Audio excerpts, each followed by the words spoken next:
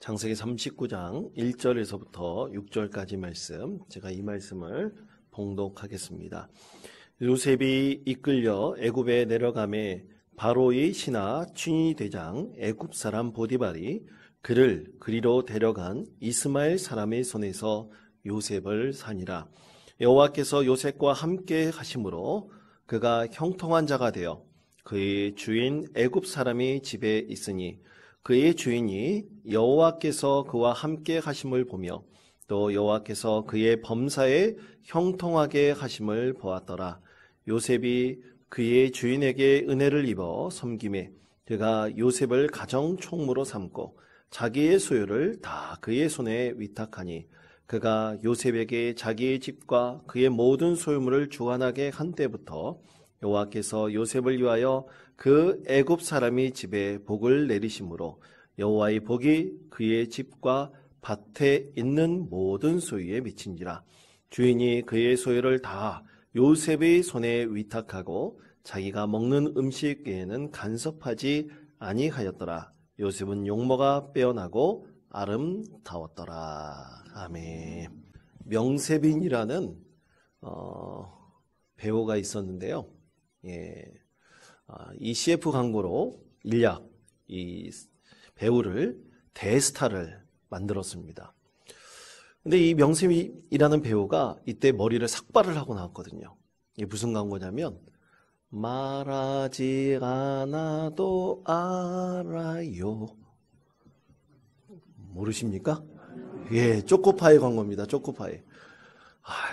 군대 갔을 때 초코파이 그 하나만 주면 참 좋았는데 이 광고에서 이 명세밀이라는 배우가 삭발을 하고 나와서 일약 대스타가 되었습니다. 근데 그 CF 내용 때문에 그랬어요. 이 CF에서는 한 친구가 백혈병에 걸렸는데 그 친구를 위로하기 위해서 다른 친구가 똑같이 이 친구처럼 머리를 삭발을 했다는 그런 내용입니다.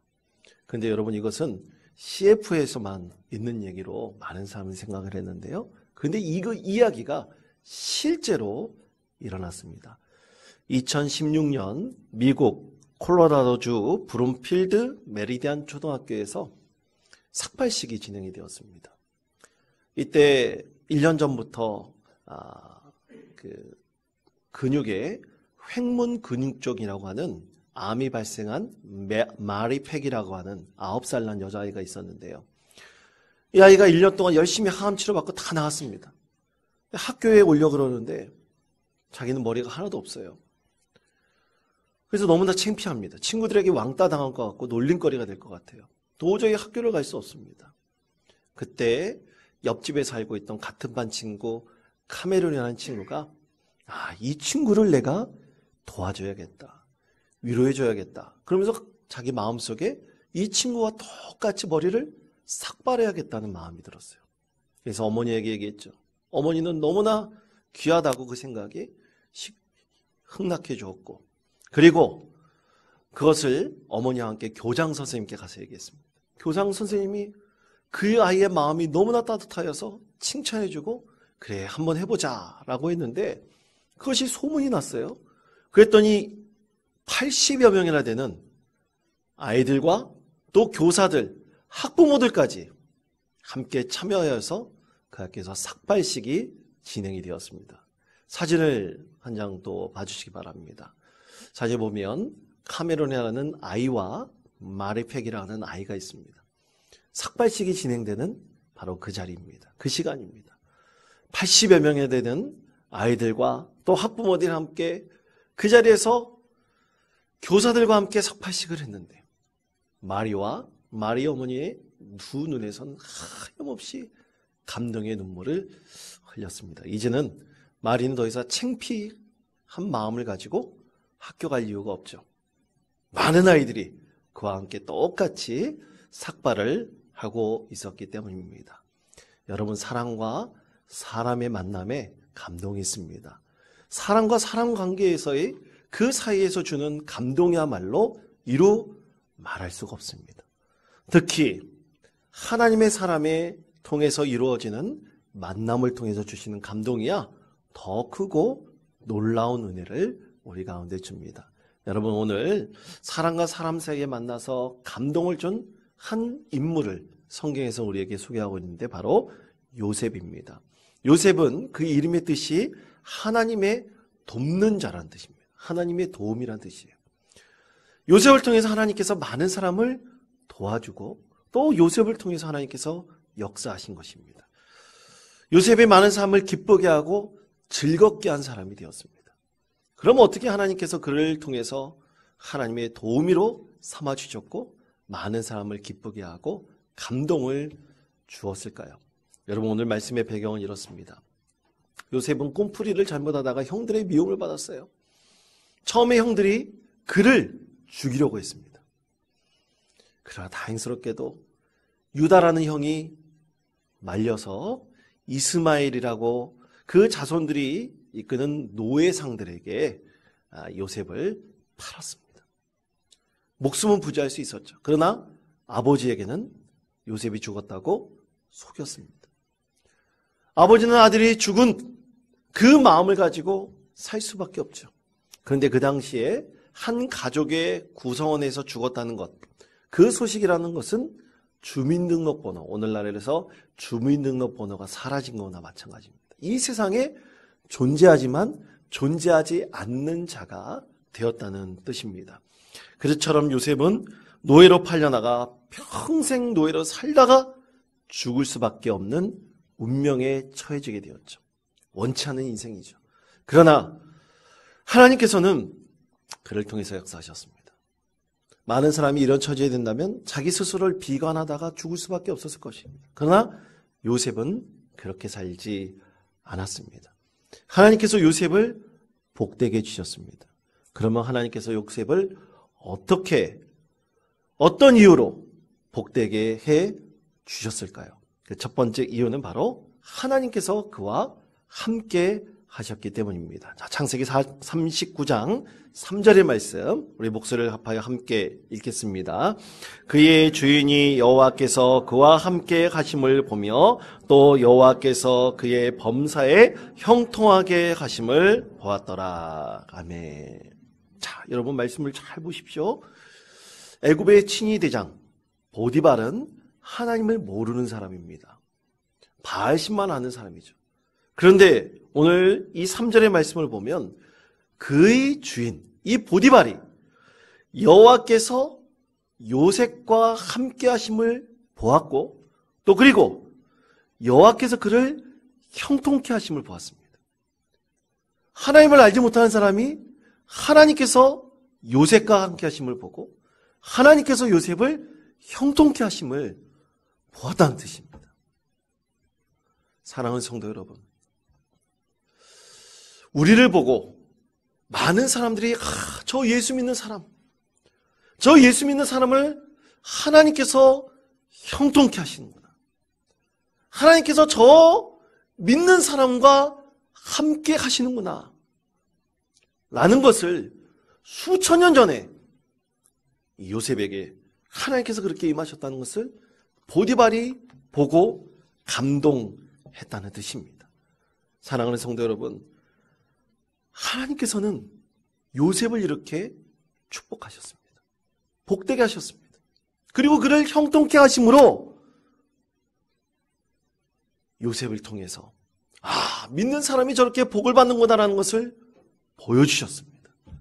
이것이 참으로 놀라운 믿음의 원리이고 축복의 원리인 것입니다. 여러분 과연 이것이 맞는 말일까요? 하나님을 잘 섬기고 하나님께서 함께하는 사람이 형통케 되는 것이 맞는 것일까요? 여러분 이것에 대해서 증명하고 있는 아주 귀한 책이 한 권 있습니다. 브루스 윌키슨 목사님이 쓴 포도나무의 비밀이라는 책입니다. 20년 전에 출간되어서요. 지금까지 많은 그리스도인들에게 사랑받고 있는 책입니다. 그 책에 보면 브루스 윌키슨 목사님은 예수님께서 포도나무이고 가지에 붙어있는 우리에 대한 이 포도나무의 비유를 너무나 아름다운 영적인 언어로 우리에게 설명해 주고 있는데 그 챕터 가운데 보면 가지치기라는 챕터가 있습니다. 여러분 가지치기가 뭡니까? 가지치기는 어떤 그 나무에 붙어있는 잘 자라나는 가지에 가지에서 열매가 맺히도록 격가지들을 어떻게 하는 거예요? 잘라주는 거죠. 그것이 가지치기죠. 상식적으로는 그렇게 이해하고 있습니다. 그런데 이 이스라엘에서 자라나는 포도나무는 우리나라에서 있는 포도나무가 좀 다른 것 같아요. 그 포도나무는 이제 큰 이 나무의 밑둥에 있는 거기에서부터 이 줄기들이 자라난다고 합니다. 이 줄기들이 땅바닥으로 이렇게 기어서 올라가면서 자라납니다. 그것이 가지가 돼요. 그런데 이 땅바닥에서 기어서 이 가지가 자라나므로 가지가 무거워지면 쭉 쳐져버려서 땅으로 그냥 파고들을 수밖에 없어요. 그래서 농부가 막대기를 세워가지고 이 가지를 세워줘야 됩니다. 세워주고 땅바닥에서 자라났으니까 그 진흙과 또 어떤 곳에는 곰팡이 같이 그 열매 맺는 그 씨앗이 묻어 있어요. 그러면 농부가 일일이 물동이를 가져다가 그것을 다 닦아줘야 됩니다. 그것이 농부가 하는 일이에요. 그래서 브루스 윌키스 목사님은 바로 이 포도나무의 비유를 해석할 때 바로 가지는 우리들이고 그리고 농부는 하나님이시다고 해석을 합니다. 그래서 농부 대신 하나님께서 가지된 우리가 쑥쑥쑥쑥 자랍니다. 1년에 한 2m, 3m 자라는 이 포도나무 가지를 농부 대신 하나님께서 들어올려 주셨어요. 세워주셨어요. 그리고 일일이 성령의 물로 더러워진 진흙이 묻어있는 그리고 곰팡이에 썰어있을 만한 그런 부분들을 다 닦아주십니다. 새롭게 해주십니다. 그리고 들어올려 주시고 깨끗게 해주셔서 그 안에서 열매를 맺게 해주시는 것입니다. 믿음의 사람들이 하나님께서 함께 하시면 하나님께서 들어올려 주시고 또 그 가지에서 열매를 맺게 해주시는데 그 열매가 뭡니까? 바로 하나님께서 주시는 복입니다. 형통케 해주시는 복입니다. 그러므로 믿음의 사람이 하나님께서 늘 함께 하시면 당연히 형통케 되는 복을 하나님께서 우리 가운데 허락해 주신다고 이 포도나무의 비밀이라는 책에서는 그것을 증명하고 있습니다.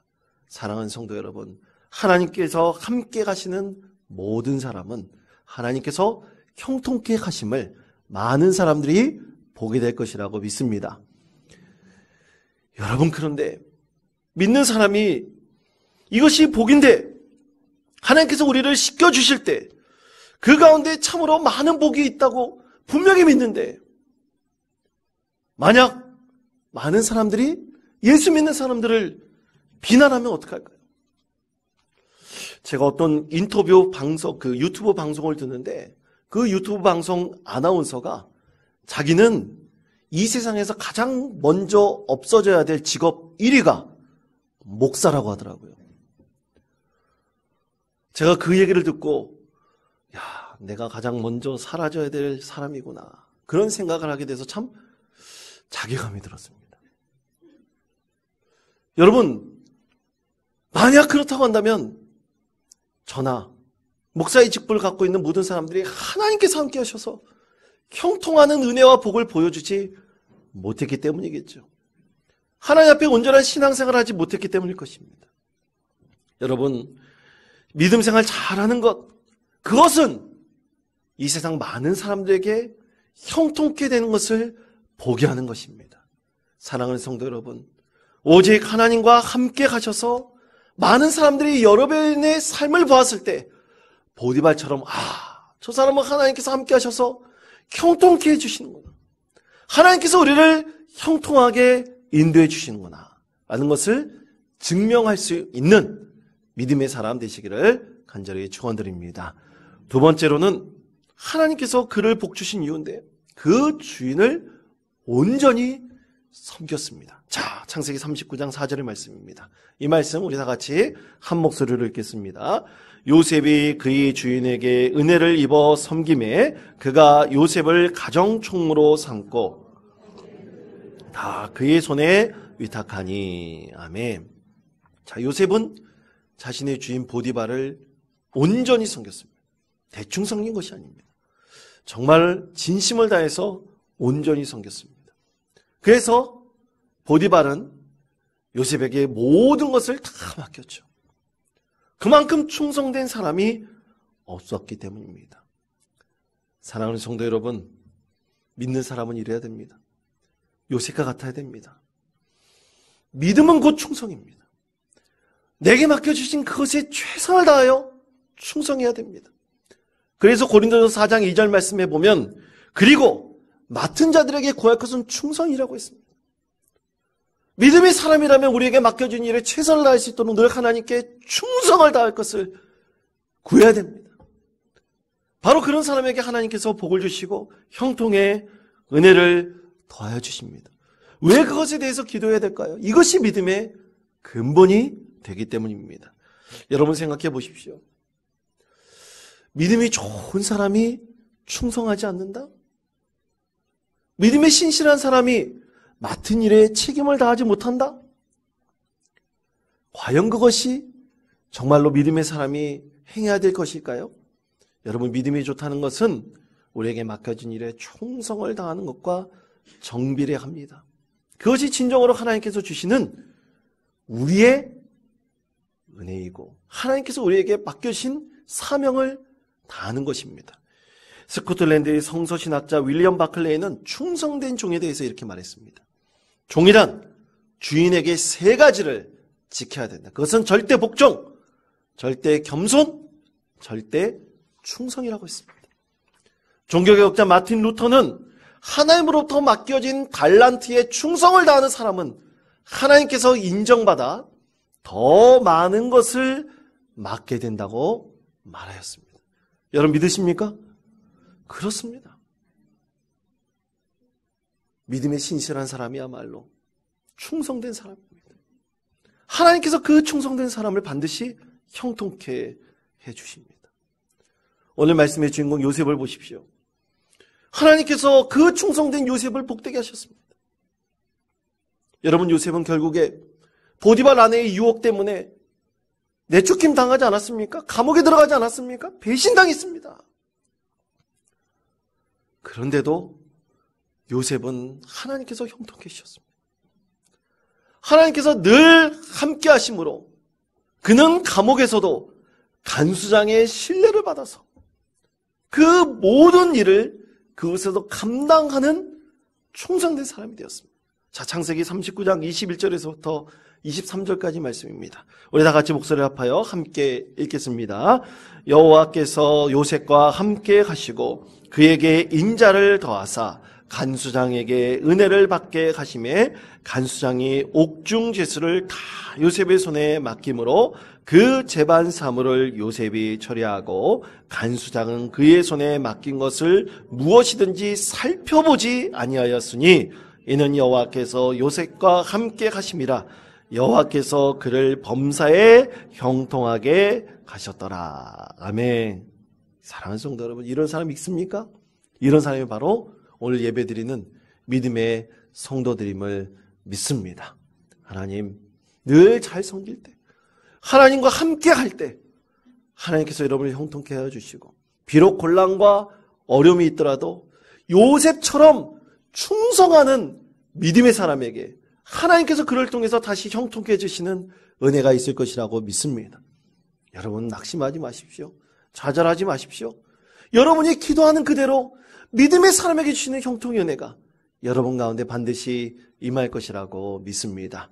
마지막 세 번째로 여호와의 복이 요셉을 통해서 보디발의 집에 하나님께서 임하게 해주셨습니다. 자, 어떻게 임하게 해주셨느냐? 놀라운 은혜의 말씀입니다. 창세기 39장 5절의 말씀입니다. 우리 목소리를 합하여 함께 읽겠습니다.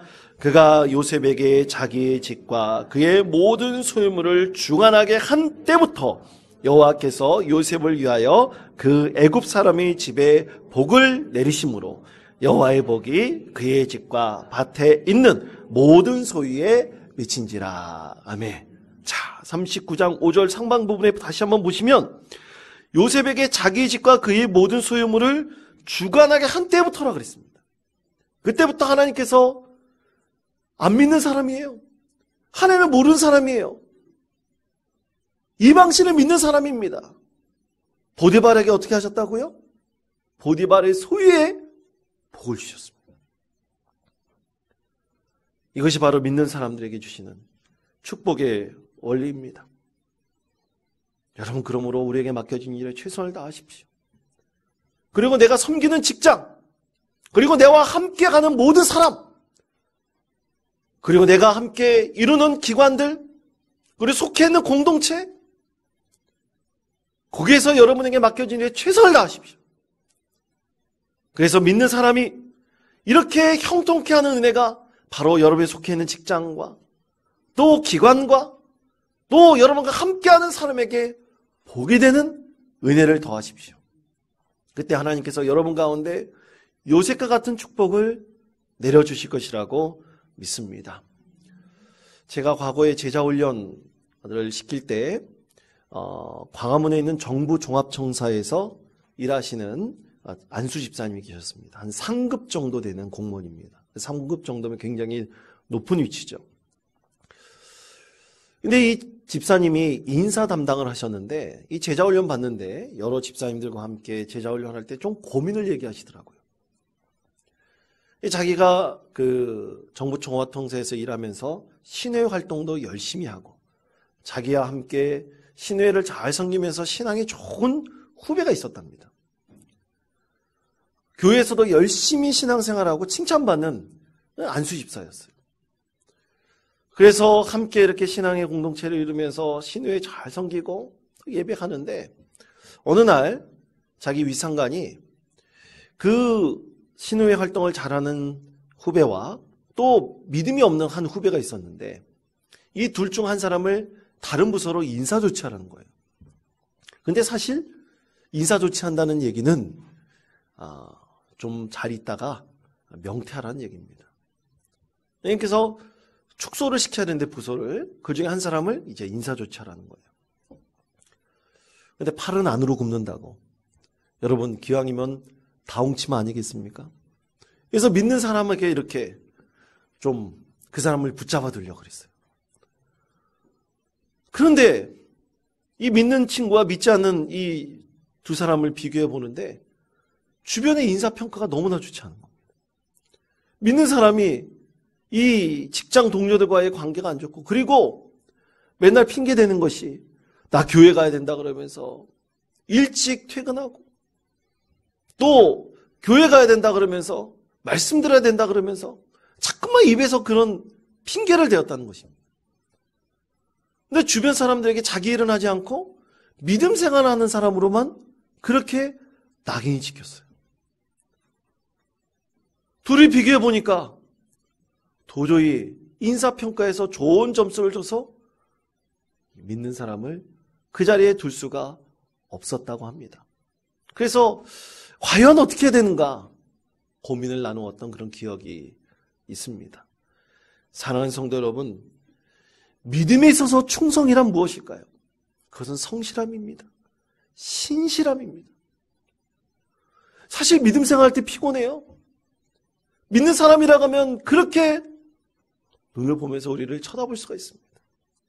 그럴 때일수록 우리가 더욱더 신실하고 성실하게 우리가 하나님의 뜻에 응답하는 것이 바로 충성된 사람입니다. 그 충성된 사람에게 하나님께서 반드시 복을 내려주실 것입니다.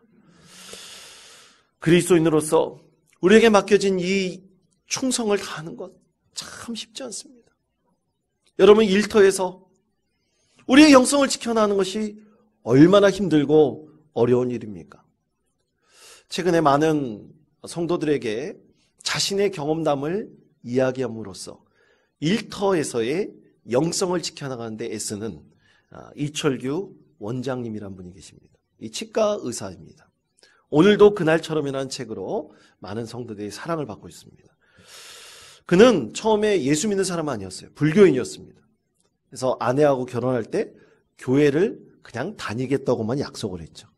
그래서 교회는 다니지만 마음속으로는 부처를 믿고 있었던 사람이었습니다. 예배 드릴 때 부처를 생각하는 사람이었대요. 그런데 어느 순간 예배 가운데 하나님의 은혜를 받았습니다. 그때 예수님을 믿게 됐어요. 그래서 그때부터 처치맨이 됐습니다. 처치맨. 교회에서 사는 사람이 됐어요. 교회에서 하는 모든 사역을 열심히 감당하고 또 자기가 불철주야 그렇게 신앙생활하는 것이 자기에게 너무나 기쁨이고 즐거움이 되었습니다. 그런데 그렇게 신앙생활 열심히 하면 늘 마음이 편안하고 기뻐야 되지 않겠습니까? 그런데 어느 순간부터 자꾸만 자기가 인격적으로 불안정해지고 그리고 마음에 메말라가는 것을 느꼈습니다. 아니, 열심히 봉사하고 섬기는데 왜 인격적으로 나에게 거칠어짐이 있고 메말라감이 있을까? 참으로 힘들었습니다. 특히 자기 병원에서 치과에서 일을 할 때 여러분 의사 되신 분들 주변에 있는 분들은 아시겠지만 이 의료보험 수가 맞추기 참 쉽지 않습니다. 그러다 보니까 이 병원 운영이 어려워질 때도 있고요. 할 수 없이 과잉 진료를 할 때도 있고 또 그리고 다른 방법으로 부족한 것을 채우기도 했습니다. 그리고 의료수가의 그 표준 치료법에 따라 다 치료하다 보면 환자마다 다양한 그 병증이 있어가지고 적절한 치료할 때는 그 의료수가에 못 바치는 것이 있어요. 그런데 해줘야 됩니다. 치료해야 되는데 이 표준 치료에만 급급하다 보니까 도저히 환자에게 적당한 치료를 못하는 그런 마음의 괴리감도 있었습니다. 그래서 도저히 이러면 안 되겠다. 이 나라를 떠나야겠다. 그래서 미국에서 치과 의사 해야 되겠다. 그러면서 미국으로 떠났어요. 시험을 봤습니다. 낙방했습니다. 시험을 봐서 낙방했으니 그냥 한국으로 돌아오면 될 텐데 그런 마음이 있었지만 기왕 미국에 간 거 한번 신학을 공부해보자. 그래가지고 웨스터민스터 신학대학교에 입학해가지고 기독교 윤리와 성서신학을 공부했어요. 성서신학을 공부하면서 또 기독교 윤리를 공부하면서 많은 멘토들을 만났습니다. 그리고 많은 선생님들이 그에게 많은 도움을 주었어요. 그러면서 마음속에 들었던 하나의 생각이 일터 신앙이라는 단어가 마음에 꽂혔습니다. 나는 여태까지 신앙생활하면서 교회생활과 일터를 분리돼서 생각을 했는데 이것은 일터에서의 신앙이 연속성이 있구나라는 것을 그가 공부를 하면서 깊이 깨닫게 되었습니다. 그래서 한국에 돌아와서 함께 선교를 했던 치과 의사들을 모아가지고 좋은 치과 만들기 기도 모임을 시작했어요. 그렇게 기도 모임을 시작해보니까 자기만 고민하고 있는 것이 아니라 다른 치과 의사들도 똑같은 고민하고 있는 겁니다. 그래서 좋은 강사 초빙해서 공부를 하기도 하고 또 책을 갖고 함께 세미나도 하기도 하고 서로 고민을 함께 나누었습니다. 그 가운데서 아이디어가 생기기도 하고 또 그 모든 고민, 갈등이 다 해결되지는 않지만 그 가운데 자기하고 동일한 고민을 갖고 있는 사람들이 있다는 그 사이에 위로를 얻고 격려를 얻게 되었습니다. 그러면서 새로운 마음이 생겼어요. 내 일터에서의 신앙을 꼭 실천하는 믿음의 사람이 되겠다. 간절히 기도하며 소망했더니 하나님께서 여러 가지 길을 보여주시기도 했습니다. 자기가 원장이잖아요. 근데 원장도 실수할 때가 있어요.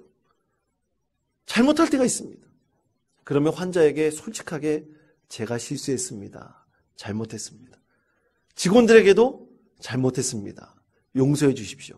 자기 잘못한 것을 실수를 고백을 하니까 어느 순간부터 환자들이 이 원장을 신뢰하는 것입니다. 비싼 치료를 하더라도 원장님이 적당한 치료를 하는 거니까 라고 환자들이 믿게 되었어요. 직원들도 신뢰하게 되었습니다. 그리고 주 5일 근무제도 처음으로 시작해봤어요. 그리고 한 직원을 채용할 때도 선임 직원들이 있을 거 아닙니까? 그들과 함께 인사위원회를 구성해가지고 자기만 마음에 드는 사람을 뽑는 게 아니라 공동체에 있는 그 직원들도 함께 할 수 있는 사람을 뽑고 또 그렇게 함께 운영을 했습니다. 하다 보니까 고민도 있고 갈등도 있습니다. 다 해결되지 않았지만 그것에 대해서 부딪히는 것을 두려워하지 않고 그것을 이겨나가고 있었습니다. 사랑하는 성도 여러분, 어찌 우리가 이 세상을 살면서 이 원장 그 한 사람만 이런 고민이 있겠습니까? 우리 일터에서 우리의 신앙을 연속적으로 지켜나간다는 것은 참으로 쉽지 않습니다. 그러나 갈등을 두려워하지 않고 하나님 나라를 소망하며 하나님 나라를 사모하는 믿음의 사람이야말로 하나님께서 함께 하셔서 그를 형통케 하시고 그를 통해서 그와 함께하는 모든 사람들과 그의 직장이, 그와 함께하는 모든 기간이 복받게 해주실 것이라고 믿습니다. 사랑하는 성도 여러분, 요셉과 같은 사람이 되십시오. 하나님과 함께 하셔서 하나님께서 형통케 하는 것을 많은 사람들이 보게 하십시오. 그리고 충성을 다하십시오. 그래서 이 세상에서 많은 믿음의 사람을 통해서 여러분에 속한 모든 것이 복을 받고 형통케 하는 은혜가 여러분의 삶을 통해서 증명될 수 있도록 하십시오. 그래서 하나님께서 영광 올려드리는 믿음의 삶을 또 한 주간도 열심히 살아가는 격어복된 주님의 자녀 되시기를 간절히 축원드립니다.